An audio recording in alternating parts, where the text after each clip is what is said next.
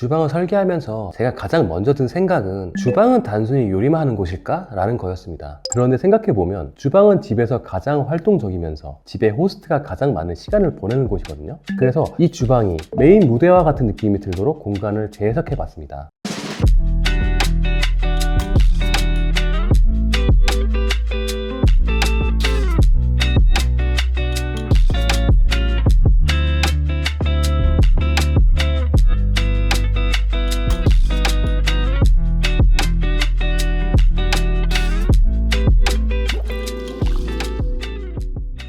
안녕하세요. 디자인 한도 홍철균입니다. 오늘은 인테리어 전문가들은 알고 있지만 일반인들은 잘 모르는 내용에 대해 말씀드리고 싶습니다. 인테리어를 하다 보면 어떤 곳은 돈을 많이 들였는데도 생각보다 평범한 공간이 되는 경우를 종종 보게 되는데요. 비싼 자재를 쓴다고 모두 고급스러운 집이 되는 건 아닙니다. 모든 공간에 화려하게 힘을 주면 오히려 공간 전체가 평범하게 될 수도 있습니다. 제가 나와 있는 이곳은 목동에 있는 56평 주상복합 아파트인데요. 2003년에 지어졌으니까 올해로 22년 된 구축입니다. 이 집에서 20년간 거주하셨던 고객님의 라이프 스타일과 집의 구조적 한계를 분석해서 레이아웃부터 다시 설계한 현장입니다. 오늘은 진짜 고급스러운 인테리어가 어떤 기준으로 완성되는지 3가지 포인트를 짚어드리겠습니다. 첫 번째는 우리 집의 컨셉을 명확하게 설정해야 합니다. 디자인은 방향성을 잡는 데서부터 시작합니다. 전체적인 톤의 매너를 어떤 식으로 가져갈지 정하지 않으면 비싼 자재도 제대로 된 역할을 하기가 어려운데요. 뭔가 마감재가 촌스럽다고 느껴지는 경우 마감재 자체보다 전체적인 톤의 매너에서 벗어난 경우가 대부분입니다. 두 번째는 주연과 조연을 나눠야 합니다. 집의 모든 곳에 힘을 주면 결국 아무것도 보이지 않게 됩니다. 어느 공간에 힘을 줄 건지 설계 단계에서부터 명확하게 나눠야 합니다. 그래야 전체적으로 디자인에 강약이 생기고 고급스러움이 이어집니다. 세 번째는 황금 비율입니다. 같은 가구나 마감재를 써도 상판 두께, 띄움, 간격 하나에 따라 완성도가 달라집니다. 단순히 예쁜 것보다 비율이 잘 맞게 구성해야 디자인 요소들이 더 빛을 발하게 되는데요. 그럼 이 3가지 포인트를 기준으로 이 집의 공간들이 어떻게 바뀌었는지 하나씩 보여드리겠습니다. 이 집은 56평대의 대형 평수인데 현관문을 열면 자녀분들이 사용하는 방이 그대로 노출되는 구조였습니다. 이렇게 현관에서 프라이빗한 공간이 노출되면 집의 품격이 깨지게 됩니다. 그래서 전면을 과감하게 막으면서 시선을 차단하고 좌측에는 코지월을, 우측으로는 자연스럽게 주방 쪽으로 시선을 유도하면서 고급스러운 현관 디자인을 완성했습니다. 먼저 좌측 코지월부터 설명드릴게요. 이 반달형 거울과 조명은 그냥 예쁘기만 하는 디자인 요소가 아닙니다. 이 뒤에는 분전함이 숨어 있었어요. 이 집의 분전함은 원래 어중간한 위치에 있었는데 좌측으로 옮겨주었고 그 옆으로 거울을 설계하고 템바보드와 젠 스타일의 조명을 구성해서 중성적인 무드를 끌어냈습니다. 현관의 전면은 벽체를 세워서 바로 침실로 진입하지 않고 돌아서 거실로 진입할 수 있도록 전실로 계획했습니다. 단순히 가벽으로 가로막은 게 아니라 현관에서의 부족한 수납을 채워주기 위해 키 큰 신발장을 구성했고 공간이 입체적으로 보일 수 있도록 하부를 띄우면서 간접 조명을 넣었습니다. 그리고 오른쪽으로 이동하면 이 현관에 와우 포인트가 나옵니다. 이 집에서 가장 디자인에 신경 쓴 부분이 주방이거든요. 기존에는 여기가 그냥 꽉 막힌 벽이어서 주방이 좀 구석에 갇혀있는 느낌이 들더라고요. 그래서 여기를 어떻게 개방감을 주면서도 고급스럽게 연출할 수 있을지 고민하다가 그레이 유리를 적용해서 현관과 주방의 시야가 쭉 이어질 수 있도록 했습니다. 이런 유리는 빛이 추가되기 때문에 적절히 잘 활용하면 부드럽게 빛이 반사되면서 공간을 차분하고 편안한 분위기를 만들어주는데요. 일반 유리는 철분이 들어있기 때문에 특유의 녹색빛이 있습니다. 그래서 좀 고급스러운 느낌이 떨어지거든요. 포인트 공간에 유리를 쓰신다면 일반 유리보다는 지금처럼 그레이나 브론즈 유리를 적용하시는 걸 추천드립니다. 그러면 과하지 않으면서도 고급스러운 무드를 끌어올리실 수 있습니다. 마지막으로 현관에서 이 중문도 설명드리고 싶습니다. 중문도 같은 톤의 그레이 유리를 적용해 톤의 무드를 이어갔는데요. 현관에 수납장을 짜면서 가구 뒷벽에 숨은 공간을 활용해서 포켓 슬라이딩 도어를 적용했습니다. 이렇게 포켓 슬라이딩 중문을 쓸 때는 벽과 문짝의 두께, 슬라이딩 레일 공간을 제대로 설계하지 않으면 문이 들어가지 않을 수 있기 때문에 주의해야 합니다. 중문을 열고 안쪽으로 들어오면 복도 공간이 나옵니다. 복도에서도 새롭게 접근한 포인트들이 있어요. 보통 복도를 통로로만 생각하지만 잘만 활용하면 수납의 효율을 극대화할 수 있습니다. 예전에는 현관문을 열면 바로 침실이 보이는 구조였기 때문에 따로 복도라고 말할 수 있는 공간은 없었습니다. 그러다 보니 수납도 부족했는데요. 현관에서 실내로 들어오는 진입 동선을 바꾸고 양면으로 수납장을 설계했습니다. 수납장 안쪽에도 분배기도 숨겨드렸어요. 원래 분배기가 주방 복도 한 중간에 덩그러니 있었는데 이쪽으로 숨기면서 위의 공간은 선반 수납으로 활용하실 수 있도록 했습니다. 그리고 키 큰 수납 가장자리에는 유리 장식장도 넣어서 아드님들이 좋아하시는 레고나 프라모델을 전시할 수 있는 공간으로 기획했고요. 작품들이 돋보일 수 있게끔 은은한 조명 포인트도 넣었습니다. 복도에서 살펴볼 다른 포인트는 침실 도어 위치를 바꾼 거예요. 이 복도가 필요 이상으로 넓었는데 침실 문을 복도로 당겨오면서 방을 넓혀준 거죠. 약 60cm 정도 당겨온 건데 이 정도 공간이면요, 화장대나 책장 한 칸 정도는 넣을 수 있는 깊이예요. 완전히 새로운 공간이 생긴 거나 마찬가지입니다. 그리고 이렇게 옮겨진 문은 그냥 옮기면 답답할 수 있기 때문에 집이 커 보이면서도 간결함을 나타낼 수 있는 스텝도어로 구성했습니다. 스텝도어는 도배로도 가능한데 이런 마감재의 도어와 같은 필름으로 구성하면 닫혀있을 때도 일체감을 유지하면서도 문이 커 보이고 집의 무드와 무게감을 잡아줄 수 있습니다. 만약 일반 도어였다면 문틀이 튀어나와서 복도가 조금 투박해 보였을 거예요. 이렇게 레이아웃을 바꿀 때는 전체적인 균형과 조화도 반드시 고려하면서 디자인을 풀어내야 합니다. 이곳은 주방입니다. 아까 제가 이 집에서 가장 디자인적으로 신경 쓴 부분이 주방이라고 말씀드렸는데요. 주방을 설계하면서 제가 가장 먼저 든 생각은 주방은 단순히 요리만 하는 곳일까? 라는 거였습니다. 그런데 생각해보면 주방은 집에서 가장 활동적이면서 집의 호스트가 가장 많은 시간을 보내는 곳이거든요.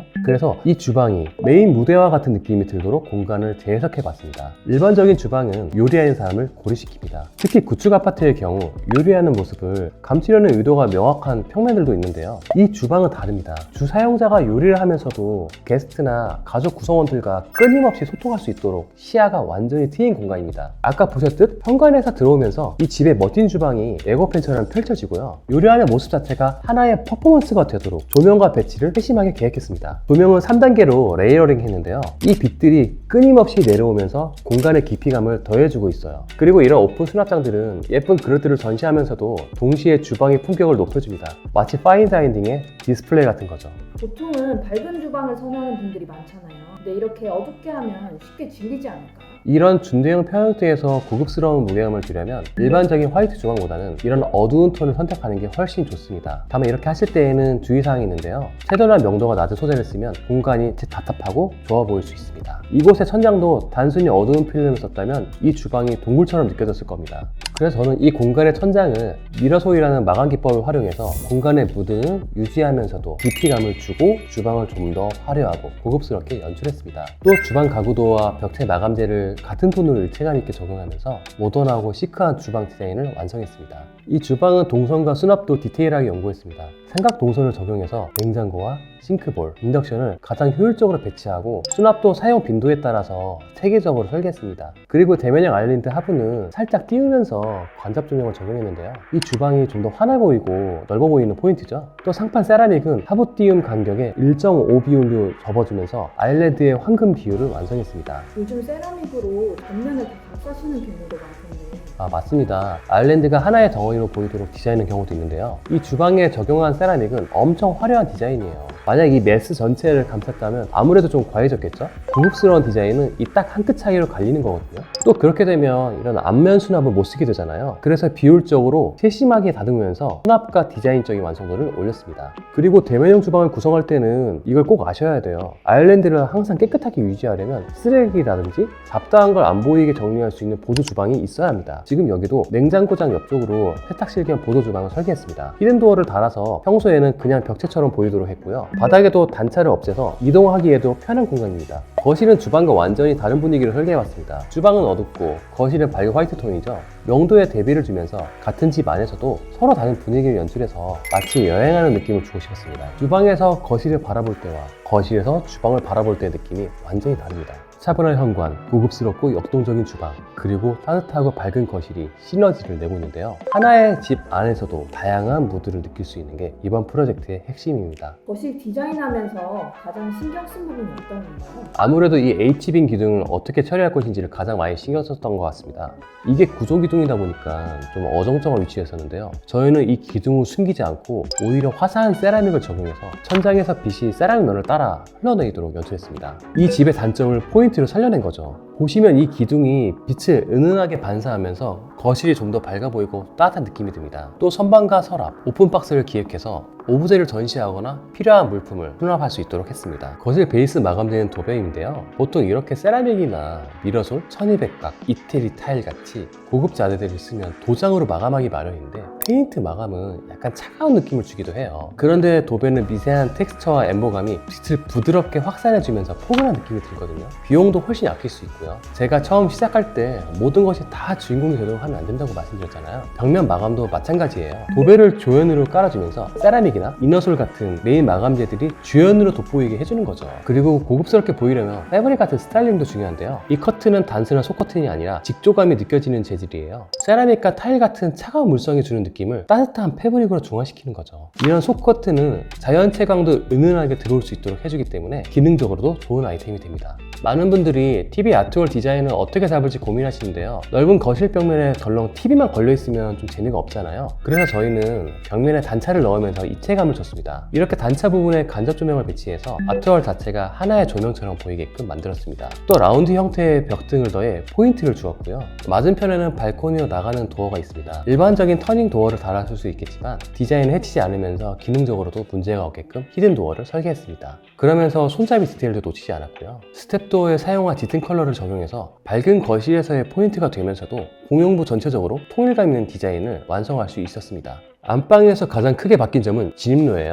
예전에는 이 TV 옆쪽 이 벽체에 안방으로 들어가는 문이 있었습니다. 이 도어를 열고 들어가면 작은 파우더룸 겸 드레스룸 공간이 있고 정면에 안방 욕실이 있는 구조였습니다. 기존 드레스룸은 굉장히 애매한 공간이었어요. 각 공간의 도어들이 다 이쪽에 모여있다 보니까 통로로 쓰기에도 부족했습니다. 그래서 이 도어 위치를 안방 욕실 앞쪽으로 이동하고 이 영역을 온전히 통로로 사용할 수 있게끔 면을 싹 정리해드렸습니다. 그랬더니 안방 욕실은 좀 더 넓어지고 안방에서 드레스룸까지 일직선으로 편리하게 이동할 수 있게 되었습니다. 안으로 들어가기 전에 안방 진입부에 넣은 중문 디자인을 잠깐 설명드릴게요. 이 유리는 일반 사틴 유리가 아닌 유로 그레이를 사틴으로 처리한 건데요. 국내에서 구하기가 되게 어려웠어요. 일반 브론즈 사틴을 썼다면 이 면에 무드의 힘이 깨졌을 겁니다. 왼편에 있는 안방은 한쪽 벽면을 따라 충분히 수납할 수 있도록 맞춤 가구로 채워드렸고 맞은편에 침대를 배치해서 온전히 휴식을 취할 수 있는 공간으로 꾸며봤습니다. 드레스룸에는 따로 도어를 달지 않았어요. 이렇게 하면 여러 가지 장점이 있습니다. 첫째, 문이 없으니까 공간이 훨씬 넓어 보여요. 안방에서 드레스룸까지 연결된 공간으로 읽히게 됩니다. 두 번째는 문이 있으면 열고 닫는 반경이 필요하거든요. 보통 문 뒷 공간은 데드 스페이스가 되기 때문에